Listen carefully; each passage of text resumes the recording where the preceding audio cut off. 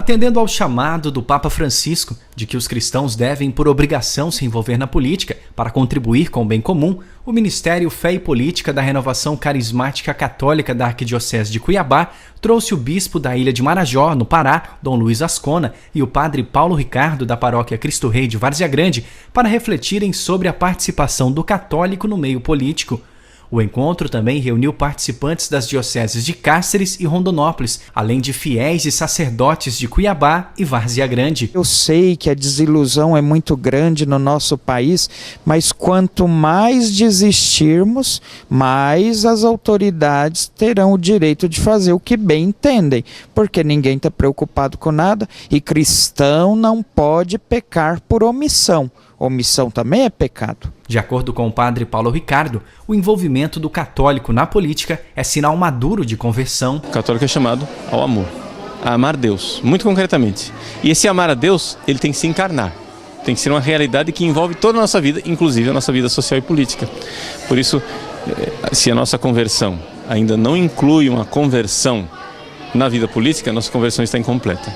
O bispo espanhol Dom Ascona está no Brasil desde a década de 80. Pelas várias denúncias sobre a situação da exploração sexual de crianças, tráfico humano e a falta de políticas públicas na região do Marajó, ele é constantemente ameaçado de morte.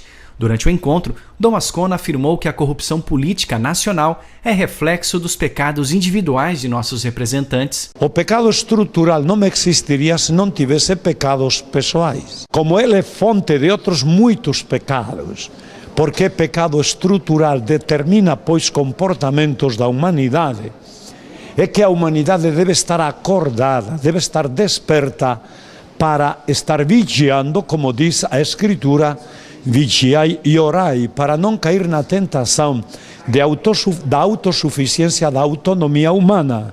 A atuação do Ministério Fé e Política em Mato Grosso ainda é tímida. Mesmo assim, a Igreja tem a missão de evangelizar todos os meios, sejam públicos ou privados, e por isso a fé e a política não podem ficar separadas. É possível, sim, construir uma consciência cívica, política, juntamente com as pessoas que participam dos grupos de oração. Nas eleições municipais de 2012, em Mato Grosso, alguns católicos comprometidos com o Evangelho colocaram seus nomes à disposição.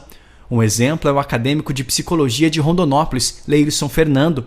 Apesar da boa votação, ele não foi eleito para o cargo de vereador. Fernandão, como é conhecido, partilha a experiência de dizer sim ao chamado para a vocação política. O que eu pude tirar de positivo é o desejo de continuar, de lutar nessa missão, de acreditar que é possível ter político, é possível fazer parte do processo político, não perdendo a dignidade de cristão, a dignidade de ser humano e levar os nossos valores, os nossos princípios cristãos para dentro desse meio político. Agora, a experiência negativa, que para mim foi negativa, é ver pessoas que estão participando com a gente dentro da igreja, na própria caminhada, e a partir do momento que o Fernandão se tornou candidato, começaram as pedições. Fernando, me dá R$50, Fernando, você vai arrumar um emprego para mim, para fulano. Então, nesse momento, eu entristeci muito, porque eu fiquei imaginando as pessoas que se elegem, e é tanto a petição, que quando eles estão lá no poder, eles pensam, eu preciso desviar para me reeleger, porque a cobrança, a petição é muito grande.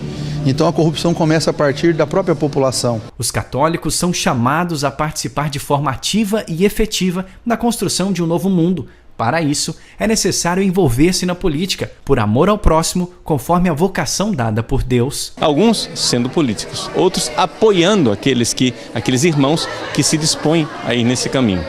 Agora, nós católicos precisamos nos organizar mais, não é? Porque o que é que nós estamos vendo acontecer? Que cada vez que um irmão sai e se lança no mundo da política, ele é isolado como se fosse um leproso. Isso não está certo. Ou seja, nós não podemos lançar cristãos na política e depois abandoná-los lavando as mãos. Nós precisamos depois estar junto, acompanhar o mandato daquela pessoa para que façamos a nossa parte. Não é? Ou seja, na realidade, se nós temos maus políticos, é exatamente por causa da falta de envolvimento. Então, quando a gente fala de omissão na política, é omissão dos dois lados. Ou seja, não somente daqueles que poderiam se candidatar, mas também daqueles que poderiam apoiar e estar junto e cobrar e seguir o mandato de cada um dos seus candidatos.